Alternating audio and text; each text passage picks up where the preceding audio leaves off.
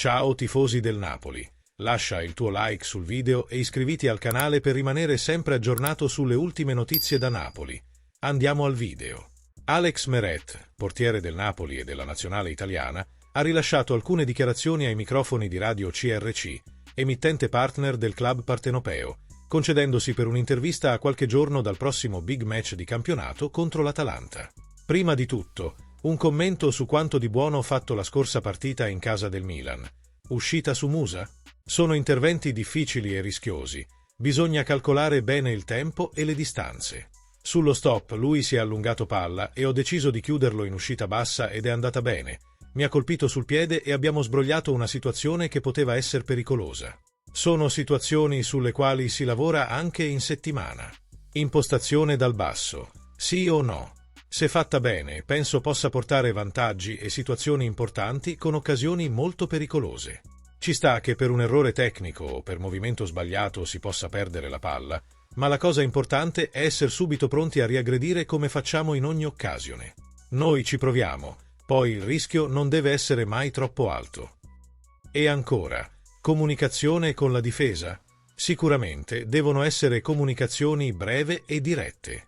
Giocare davanti a 50-60.000 persone è difficile anche sentirsi. Le comunicazioni principali sono legate a seguire i tagli, seguire un uomo, di scivolare. Ma anche se sono soli o marcati, classico richiamo che si fa.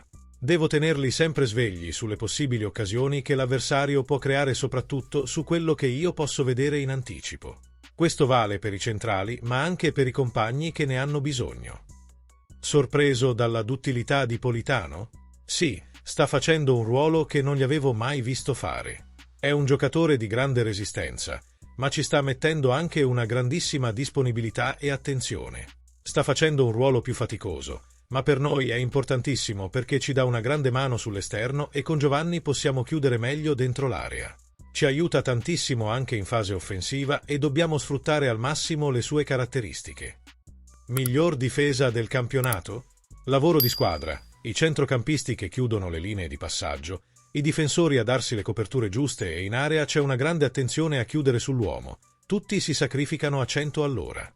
Un lavoro di squadra e dobbiamo continuare così su quello che ci sta chiedendo il mister. Come stiamo preparando la gara con l'Atalanta? Domani guarderemo i video e il mister, come in ogni partita, la preparerà al meglio. Lavoreremo su uscite, pressioni e come cercare di sfruttare noi il nostro gioco e come provare a limitarli. Il mister cura ogni dettaglio e dobbiamo seguire quello che ci dirà. Ci potrà aiutare la grande intensità espressa già contro il Milan. È un fattore fisico che i ragazzi dal ritiro stanno correndo veramente tanto. Conte li mette sotto pressione, fanno un gran lavoro. C'è sempre voglia di sacrificarsi per il compagno, si fa una corsa in più e questo poi, alla lunga, aiuta. Correre di più è una cosa positiva, fisicamente stiamo bene. Valore della vittoria di Milano? Un test importante, affrontavamo una grande squadra, arrivando da un momento di fiducia. Questa vittoria ce ne lascia altra ancora per continuare il nostro percorso. Vogliamo vincerle tutte e poi vedremo. La tua idea di calcio è un riferimento tra i pali. So che non farò l'allenatore quando finirò la mia carriera. Infine, sui moduli. Parlare di moduli è relativo, perché molto spesso si prendono le squadre alte uomo contro uomo e si cambiano le posizioni, adattandosi all'avversario, sfruttando i punti deboli con le posizioni che cambiano.